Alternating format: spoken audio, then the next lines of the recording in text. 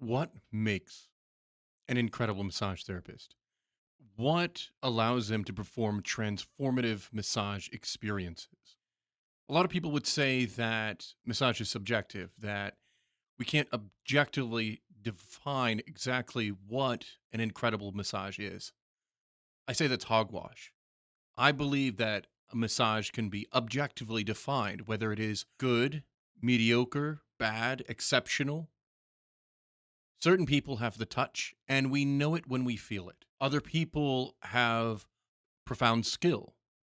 The touch can be amazing, and you can do some incredible stuff with it, but without profound skill, you can never provide a transformative massage experience. Natural talent only goes so far. One of the first things that you really need to consider whenever you're performing a massage, ask yourself, do I know enough to provide this client with the experience that they are looking for? Am I providing them the experience they want? Unfortunately, most massage therapists have a handful of techniques. They have their style and they stick to it.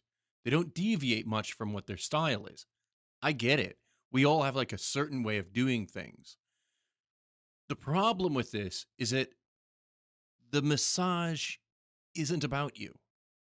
The massage is about them. So we need to find ways to custom tailor the massage to help meet and exceed their expectations. Now, that the second part where we're talking about exceed, this means that you're exceeding their expectations within the paradigm, what it is that they're looking for. So, sure, yeah, your athletic and deep tissue techniques, your corrective techniques, all that stuff, it may be fine and dandy. But if they're coming in for relaxation, they want a traditional Swedish massage, they don't want any of that crap. They want a smooth, easy, relaxing, rejuvenating experience. They don't want to be jostled about. They want to go through a bunch of stretches. That's not really the heart of what Swedish massage is. So the goal is we need to minimize the number of inaccurate applications of our massage techniques throughout the session. How do we do this? Well, we do it through exploration. We do it by listening, and we actually need to begin defining what it is that we're performing. As a massage therapist, you need to know the differences and the application of your techniques from one service to the next. You are the professional. If you can't define what you do, are you meeting what their expectations are? That's why we have these categories in the first place. When a client's coming in for a Swedish massage, that's what they want. And the public's perception of what a Swedish massage is going to be a lot different than how our industry or professional may define it. But at the end of the day, it doesn't matter how you define it, it's how they define it. So let's start with that. Since that the Swedish massage is the bread and butter of nearly every massage therapist, we're going to start there. Tapotement can be valuable in a Swedish massage, but it's circumstantial. Tapotement's great in athletic or deep tissue or any kind of corrective work. That is a different intention. When tapotement is used in a Swedish massage, it needs to be slow and soft, and it needs to have an even pace. If you're going to use tapotement on a client in a Swedish massage, you can't play the drums on them. No matter how cool you think it is or how advanced you think it is, they don't want it. They're not an object. Stop hitting them like they are. Another angle to the tapotement is if you're using anything more than a light tap, tap, tap, tap, tap, it's going to wake them up. And people typically, when they're seeking out a Swedish massage, they're looking to fall asleep. So if you're integrating it, and unless it's something that's like gentle raindrops, then you're not using it appropriately. Sometimes therapists will use tapotement when they don't know what to do. They'll come to a section where they're not particularly experienced and they use Tapotement as a filler. This is what we call a junk move. Now, Tapotement is a circumstantial junk move. And what I mean by junk moves, a junk move is something where the therapist does it as a time waster. It doesn't actually contribute to the overall experience of the massage. And it's the cardinal rule of massage, just like in a storybook. Every sentence must contribute to the narrative. In massage, every technique must contribute to the goals of the client. If your techniques aren't directly contributing to the client achieving the wellness that they seek, you're no longer performing a massage for them, and you're performing it for yourself. Every second must be spent dedicated to that client. They're paying a lot of money to experience a massage. It is your responsibility to make sure they experience what they are looking for. Now, of course, there are limitations to that. If they're requesting something unethical, then you don't do it. Tapotement can be useful in a Swedish massage. That's why it's circumstantially a junk move. Circumstantial junk moves are something where, in the right application, they can be valuable. And in Swedish massage, Tapotement is rarely valuable. Instead, what we need to be focusing on are moves that promote relaxation, smooth strokes, calculated movements, incredible transitions. Your client needs to feel like your hand never came off of their body. And for a majority of the massage, your hand should be on them. In athletic massage and corrective massage, there is some downtime. Hot stones, there's going to be downtime. But with Swedish massage, it needs to be a near consistent contact with the client. So Tapotement, as a general rule, if you are within your first few years of practicing, you need to strip it out of your Swedish massage. You're just not skilled enough to know how it can be applied.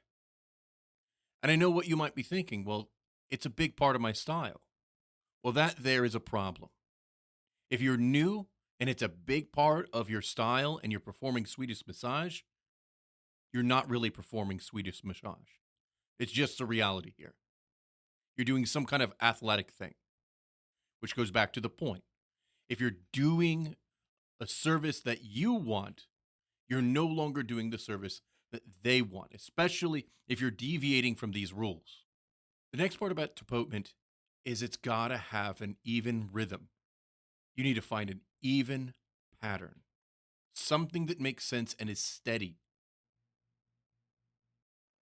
Whenever a client comes to you and they say, I want a certain area focused on, you should do your best to actually start on that area because it's what they're thinking of first. And if you let it slip from your brain, you will most likely forget it. And if you forget it, you performed your own massage. You didn't perform their massage.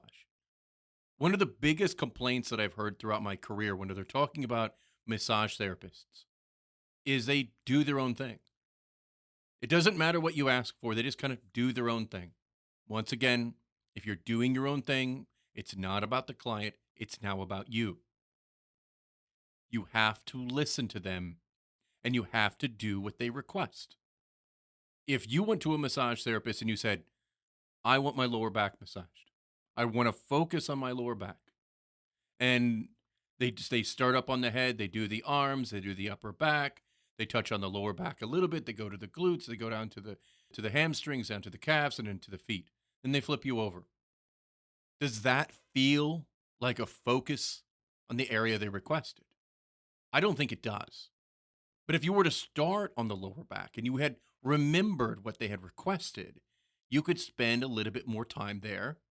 And if you have a routine that you have to stick to, then you start on the focus area and then you pop back into your routine.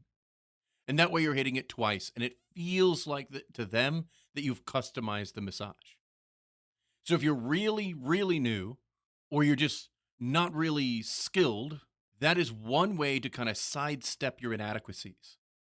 Listen, do what they say first, and then go into your rote procedure.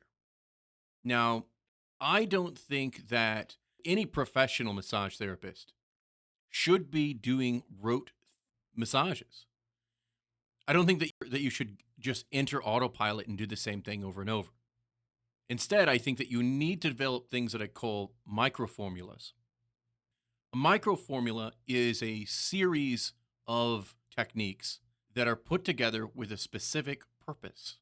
Now, the cool thing about microformulas is that you're going to run right into muscle memory whenever you start doing them. And if you do it enough times and you listen to your clients, you'll begin to understand what they're for. So whenever a client asks for something based upon a specific need, a certain situation, they respond to you whenever you're massaging them, and you realize that this could be a benefit to them, you'll automatically pop into your autopilot of that microformula. You perform it and they'll be stunned. One of the great things about microformulas is you don't have to memorize a whole bunch of techniques. And you have less to worry about in the sense of appearing as though the massage that you're performing is potpourri. Now, what is potpourri whenever we're talking about massage? Potpourri is whenever a therapist uses seemingly random techniques without any rhyme or reason. It's one of the worst flaws a massage therapist can have. As a professional, you should know why you are using every technique that you're employing. The techniques that you use need to match what they were requesting. If you offer to use hot stones, right? Say the client comes into the room and you want to add hot stones to the massage. You need to know why. Why are you suggesting it? What are they going to actually do for the client? How is it going to enrich the experience? Sometimes massage therapists will request things, once again, because they like to use those tools. Other times, massage therapists will suggest to use certain enhancements because they're going to make some more money off of it. Both of these reasons are terrible. At its core, the massage is about the client. It's about helping people achieve the wellness that they need. And if you're offering them services that are irrelevant to their goals, you're just moving them further away from their goals. And you're showing to them that massage therapists don't actually care about them or care about what they say or what they need. Massage is an experience that eliminates ego. It fights against ego. You can't really tap into your intuition in a way that a massage therapist needs if you're allowing your ego to override it.